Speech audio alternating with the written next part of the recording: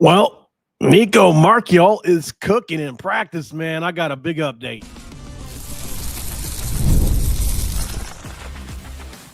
You are Locked On West Virginia, your daily podcast on the West Virginia Mountaineers, part of the Locked On Podcast Network, your team every day. And what is up, guys? Welcome back in. My name is Mountaineer Paul. I am the host.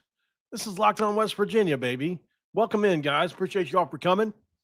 Not going to be a long episode tonight, but I did want to do a couple things, talk about a couple things as I've been talking to people this week, having a good time, that kind of stuff. So thank you guys so much for joining in as we get closer to game day this Saturday.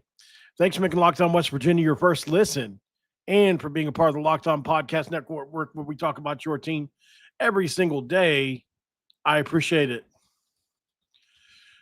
Oh, man, I tell you guys, it's been a long day for me. This episode of Locked On West Virginia has been brought to you by FanDuel. Right now with FanDuel, guys, new customers can bet just $5, and if your bet wins, you'll get $300 in bonus bets to use across the app. You have to download the FanDuel app today to get started. All right, so a couple things. Last week, what did I tell you guys? You remember? Let's just pull up the video because I feel like that would be best for this scenario. Thankfully, I was talking to somebody else today. Following recruiting is very beneficial when you're a content creator, especially, and the portal, because you get to know players, right? You get to know people. And you guys have seen on the show, we've had dozens of players on. We've had former players on. We have everybody from Pittsnogle to Slayton, to Xavier Bosley, to Jalen Henderson, to Tucker DeVries. We've had them all, right? I mean, not all, but we've had a lot. Cannon Katzer. I mean, I could go on and on. And something that I found out last week that I was pretty happy to find out about was this video right here. He fixed it, right? Alert, West Virginia offensive lineman tells me they're ready to dominate in the brawl. And there's a picture of Jack McNeil right there where I was told going into that game that they fixed it. Now, I don't want to say that it was the best game ever on the ground for the Mountaineers. There were some things to clean up for sure. But I was getting a lot of grief early in the game because Nico got sacked on a couple plays, different things like that. But I think it's fair to say that they took a huge step forward last week in the game. Ty Edwards with 3 touchdowns on the ground and 144 rushing yards. Nicco Marchiol had time to throw down the stretch, and we really imposed our will on the hated Pitt Panthers. So I went back to the well this week. I said, well, okay, let's see if we can get some more intel this week to see if there's anything that I can tell the guys and the ladies to be excited about. The first thing out of everybody's mouth that I've spoken to has been the change in Nicco Marchiol this week. He's always been a good leader. He's always had an it factor about him, but the results on the field haven't always been great. He's had a couple games here and there. Excuse me. He's also had a couple games where we won and the numbers weren't great, like the Pitt game a few years ago. That wasn't really anything he did. Our defense was great, and it was an ugly game. The Pitt game, something had changed for Nico in the fourth quarter and overtime in that game. He took command of the team. He threw balls that were just incredible, especially the 2 to Grayson Barnes. And I think he built some trust with some guys that we need to have trust with. So my conversations have been something like this week. Hey man, is there anybody that I should look at? This Nicco Marchiol. Like I didn't even have to get the full question out. So thankfully, you know, they're getting better. The first week against Robert Morris was absolutely horrible. Had that been against any other team, we lose, right? And FBS team. The second week versus Ohio was a weird mixture of, I mean, first of all, you should never have to go on the road and play Ohio. Just that should not happen, but it happened. Um, Ohio proved to be a lot better than I think I gave them credit for. Maybe a lot of people did. Um, my cat's trying to. Sorry, I just threw a pop bottle at my cat. Okay, so there's a reason, but I'll tell you guys in a minute. Um, so I lost my train of thought because of that. My cat was literally just. Anyways, that was crazy. I can't believe that just happened. How did my cat do that? All right, I am way out of my zone here because of that. I know I wasn't trying to hurt her. I just threw it at the wall. Okay, so somehow my cat was just hanging from my curtain like this and just swinging. And and then she started to, like you see in the movies, down the curtain. So I was like, let me just help her get down. And I did, and she just let go and dropped to the floor. I'm thinking, God, my curtain's going to get ripped in half. Okay, that was really, really. I can only imagine the people listening on podcasts now, like, what is this? What is this unprofessional? This is what you get with me, though, man. I'm a cat guy. I love my cats, but I also don't want my curtains ripped in half. And I don't know why she was up there. But, anyways, back on schedule. I lost my train of thought where I was at with this. Oh, what I was talking to people about Nico and the progression the team's been on. So, week 2 was a bad week. It was just bad. I mean, first of all, Ohio's defense, I mean, they really hung with Ohio State for 3 quarters, but they couldn't score, so they got worn down because Parker Navarro got hurt early in the game. And not to mention, they're not very good on offense, but they're really good on defense. We didn't know that. So Ohio's going to win the MAC. I'll tell you that right now. They're going to win the MAC. Like, I went and watched that Ohio State game today just to see. They made Ohio State look bad on offense. So I don't think we need to feel as bad as people think. Now, the difference between us and Ohio State is Parker Navarro didn't get hurt. So they weren't able to extend drives like normal and keep their defense off the field. In the game against Ohio State, their defense was on the field for a long time, and by the third quarter, they got tired and gave up points. So, anyways, we move on, and there are still people that believe in this Pitt team and think they're going to be good. I don't know where I stand with them. I think they're probably middle of the pack. They certainly have talent. They definitely have talent.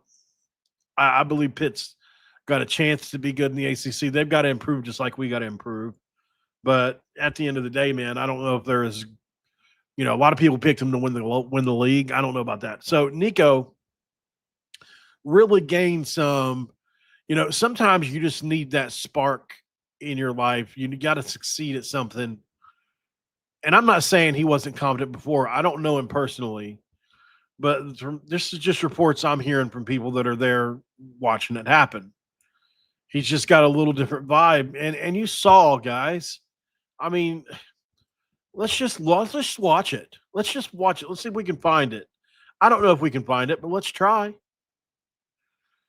You know, Nico and his dad after the game was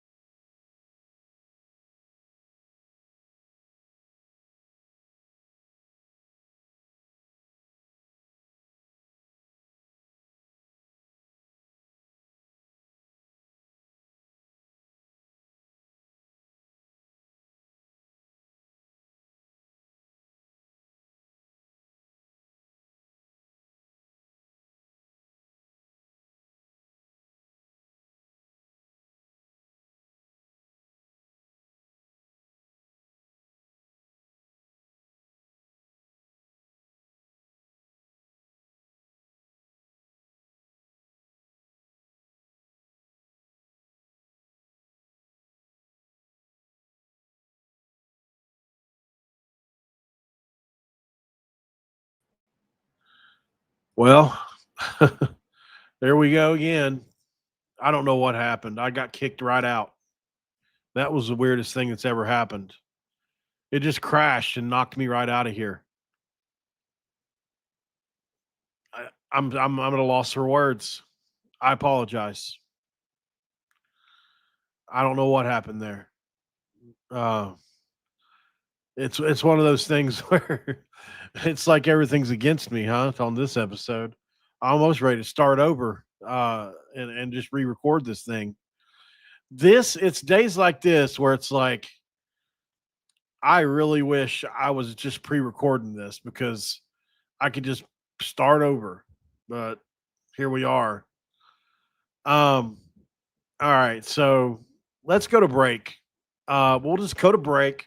We'll start over fresh after the break. And I'm sorry to everybody listening. I'm sorry to everybody watching. Very unprofessional. I'm embarrassed. Um, can't control technology, can't control animals, but you guys come here to see a professional environment. I know I joke around a lot, but I'm going to beat myself up over this one. We'll be right back.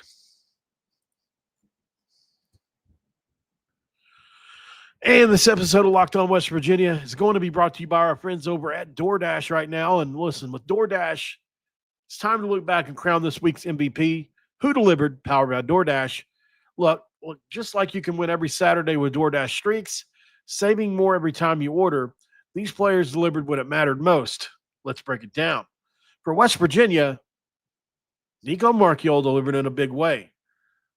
The fourth quarter and overtime plays were awesome. Though when the pressure was on, Nicco Marchiol came through with no hesitation, no delay. And if you've been watching week after week, this performance wasn't a fluke. Nicco Marchiol is on a streak. And just like Nicco Marchiol delivered for West Virginia, DoorDash delivers your Saturdays for you with DoorDash Streaks. You save every time and every Saturday you order, so stack it up all season and you can save up to $250, including 100 in DoorDash credits. Order this Saturday, keep the streak alive, fuel your game day, only with DoorDash where the terms apply. Promo code through November 18th. And of course, our friends over at FanDuel want to have a little word with you as well as we talk about the NFL season as it is here now. And FanDuel is going to make sure that you're ready for kickoff with a can't miss offer. Right now, new customers can bet just $5. And if your bet wins, you'll get $300 in bonus bets to use across the app. It's quick, easy, and the best way to add a little energy to your Saturdays and Sundays. So are you ready to play? Because download the FanDuel app today by using FanDuel.com to get started. That's FanDuel, your place to place your first $5 bet. It's segment 2. Let's crack a do. I appreciate it, guys. Everybody's telling me not to be hard on myself. It's just, I get it, but like, it needs to be better. I know it needs to be better. Like, I've got plans in motion for whenever I, the next time I get paid, I've got some plans to change some things around.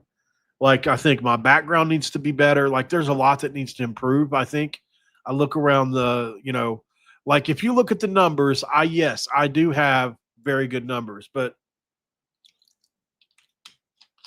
and maybe it is because of me some. I like to think it's because of you more. Guys, I don't know if you know this, but like we're killing it right now. We really are. Like, I don't normally do this a lot. I know you don't care as much probably, but just to show you guys, and we do a lot of videos, but if you look at some of the numbers we do, compared to other channels our size. Obviously, we're not doing Josh Pate numbers where he's doing 20 and 30,000 a video yet, but he covers the entire country. We cover one team, West Virginia. It's supposed to be a small state, right? And as you can see, comparatively, and as many videos as we do as well matters. Like we're doing 3 a day, 4 a day. So sometimes it might only one video, maybe people don't like as much, 1.4. Then you've got a 4K, a 5K, a 7K, an 8K, a 5K, another 7K and 8K. So, it all varies. But only West Virginia fans. Like if you look around the country at other teams, and I'm not going to pull anybody else's up because I don't want to disparage anybody, but um, we do really good numbers comparatively to others, like really good. So I credit you guys for it because I'm not always as good as I want to be at this. I just like to give you all the credit. I really do. So thank you. All right. So back to what we were going to talk to earlier. All right. I was trying to show you guys something and it just kicked me right off. Let's try it again. Um, this is because it was trying to add to my point. Nicco Marchiol and his dad. If you haven't seen this, not just his dad, but his whole family. If you haven't seen, watch it. It's amazing seeing them all interact like this after the backyard brawl.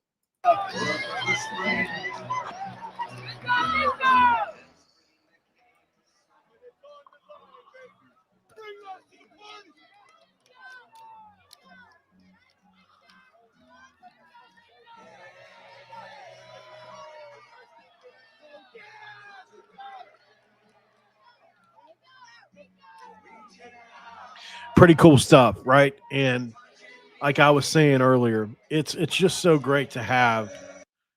This is why I feel personally, and I'm not getting political again, but I feel like having two parents like this is so important in life because you can share moments like this, man. You can share, it's just such a great thing to see. And you can see here, even his dad comes over and they share another moment, so the whole family deserved that. They've been so loyal to West Virginia. I know, and even though they would never say it publicly, I know that the Neil Brown era, while they were close, I know Nico and Neil were close. I know for a fact that there were times where the family was getting fed up with the way Neil Brown was handling things. And so Nico's confidence has probably gone up and down, even though he's remained even keel to everybody else. I lost confidence in him at one point in time, and I've gained some back. I know, I mean, he has to play better. I want to be clear here. He has to play better. Like, our offense isn't exactly running at 100%, but really took some good steps. And like I said, I was told he played at an elite level throughout practice this week. He's really got an extra pep in his step. And the entire world thinks we're going to lose this game against Kansas Saturday. It almost boggles the mind, but I guess it's just so there are scenarios in betting that you place special emphasis on.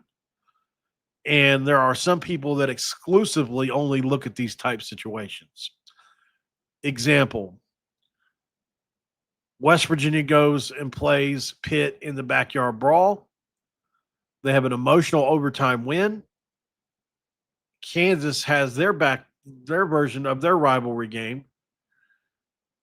They lose.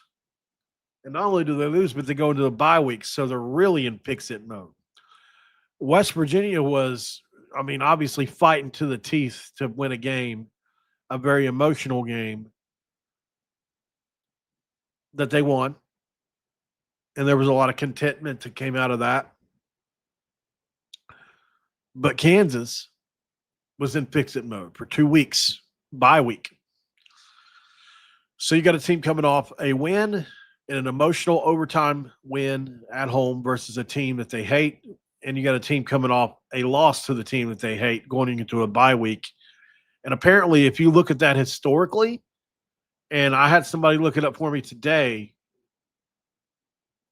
historically, the team in our spot loses like 80% of the time. Literally 80% of the time.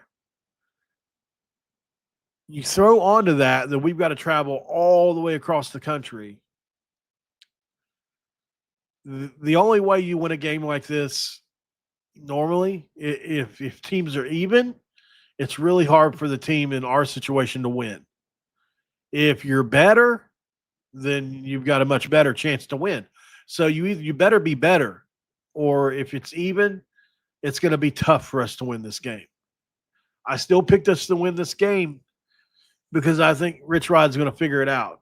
But we're going to learn a lot about the guys, even if we lose. We're going to learn a lot about these guys this week for sure. We do match up well with them, Jersey. Absolutely correct. Their offensive line has been really bad this year. Our defensive pass rush has been really good, but Jalen Daniels doesn't hold the ball long. So I don't think we're going to have a chance to necessarily get to him much. If we're able to hold him out of, shy in the run game, which we should be able to, that's going to make things easier for us for sure. Let's go to break. We'll come back. We'll talk Ty Edwards, and we'll be right back. Right here on Locked On West Virginia. Stick around.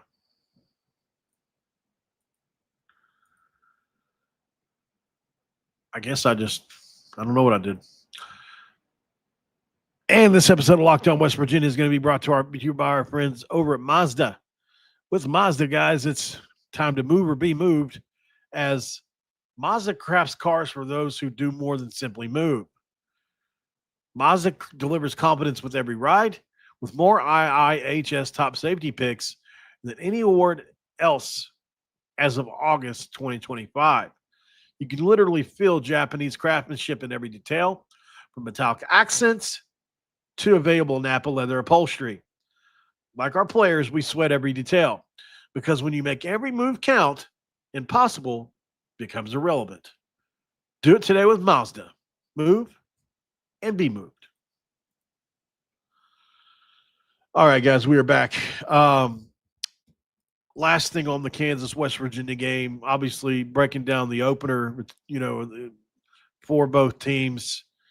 Obviously, this is a golden opportunity to dictate terms, get our place in 1-0 in the conference, which would be tied for first, and hopefully turn Kansas into a predictable passing attack. Our run defense has been really stout early on. We're 18th nationally. We allow about 2.8 yards per carry, and they've really not been good against they've really not been good at running the ball. Add on to that we faced as many rushes as anybody else in the country as far as how many times people ran it against us. So it's not like we haven't just seen any runs. We've seen a lot. Kansas is averaging about 166 yards per game right now, which is 108th in the country. They have not had any big-time plays in the running game. They all 5, 6, 7 yards kind of runs if they do have a good one. And I think the Missouri game played a huge factor in that. Josiah Trotter, first play of the game, shoots through the gap, big tackle for loss. Like, he played really well in that game. It's so weird that the first game was Trey Lathan versus Josiah Trotter, but I'll digress off of that. So they had 3 yards on 19 carries in that game, guys. Insanely bad. They were still able to score a bunch because of Jalen Daniels, but they're vulnerable getting stuff to the line. So we can load the box, hopefully chew up clock in our run game, and force them in obvious passing situations where our pass rush can absolutely stroke Jalen Daniels in the mouth, is what we're hoping. They're about 30% success rate on third and longs or late down throws. Obviously, Jalen Daniels is top 15 nationally in passing efficiency with a blistering 182 passer rating, 679 yards, 9 touchdowns with just 2 picks. He has thrown a few other turnover-worthy plays, but they haven't happened. His average depth of target clocks in around 10 yards. So it's quick hits, a couple chunk yards plays. But it's a sharp passing unit. We surrender around 8 yards per pass, which is 88th nationally. So we've got the potential to be touched up in that area, which is why we need to keep them stuffed on first down.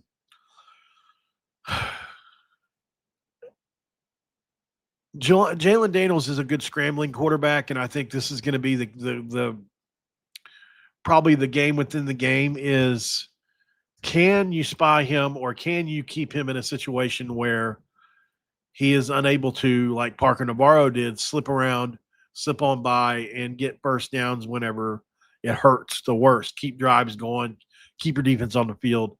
That's going to be the key in this game. And then when Nicco Marchiol steps on the field, can West Virginia run the ball enough to also keep Kansas's really good defensive line? They've got just as good of a defensive line as we do. They don't have all the pass rushing pieces as we do, really, necessarily. They've got a couple, but they have a really good, just overall defensive line. Very active, very stout. It's just not your typical Kansas team anymore. You can't look at them that way. They're not the same team they were 5 or 8 years ago anymore. They're just not. They're like us now. Like they can be good in a year, they can be bad in a year, but most of the time they're right around bowl eligible or better anymore. So they're capable of beating anybody on any game, any day. Last thing on Nicco Marchiol. If Nico can take another step this week, you might be talking about West Virginia as a sleeper in the league still. I know it sounds crazy. We need a few things to go right for that to happen, but I think our defense is good enough. If our offense can catch up, we just need it to rise up just a few more spots, just to be a little bit better. We have the pieces to do it. It's not like we don't. Well, that's what I'm saying. This team's going to continue to get better as we practice. If we can go 2-1 over the next 3 games, am I right about that? Maybe I'm saying we already won one of those games. Let me make sure. I know we got Kansas and Utah. Then, okay, so Kansas, Utah, then BYU. Okay, so I apologize. We got 3 more games before the bye, not 2. September 20th, obviously, is Kansas. September 27th is Utah. October 3rd is BYU.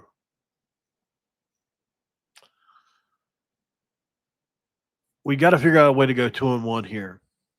It's going to be really hard.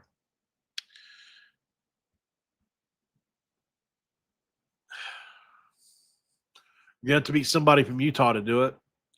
Then you get a bye week before UCF. Here's where I'm looking. If you can improve enough this week to beat Kansas, and then split between Utah and BYU, you go to a bye week. I think after the bye week, you've got a chance to really make some hay, because I think our team's going to get a lot better. Rich Rodriguez's teams improve rapidly because of the way he does things. If we can just go 2-1 over the next 3 games, it could be a magical year that we never thought would come, but it's got to start now. We'll see Saturday. If we lose Saturday, then we got to probably be hoping for bowl eligibility like we were to start. But let's just keep in the back of our minds that the potential is there to do more. There is. It's just the truth. It's there. The pieces are there. On offense, the only weaknesses we have right now are offensive line and at times quarterback, because it hasn't been elite yet. So, and like I said, 4th quarter and overtime last week, Nico was the lead. So we need that again. If you can continue to do that, it can be really fun here in Morgantown in year 1, which would shock the world. It would shock the world. Preston Fox got injured, Drumwolf. Somebody's asking in the comments what happened to Preston Fox. If you're asking specifically what happened, it was the play on the punt return when he went for the fair catch at the 10. He went up to catch it and ran into somebody. I think he did it purposely so he couldn't get to the ball, but either way, that's what happened. Probably a concussion again. He's had a bunch, unfortunately. Ty Edwards, really quick. I meant to spend a little bit longer on this. Ty Edwards is already top 5 in the Big 12 in a bunch of categories. Isn't that crazy?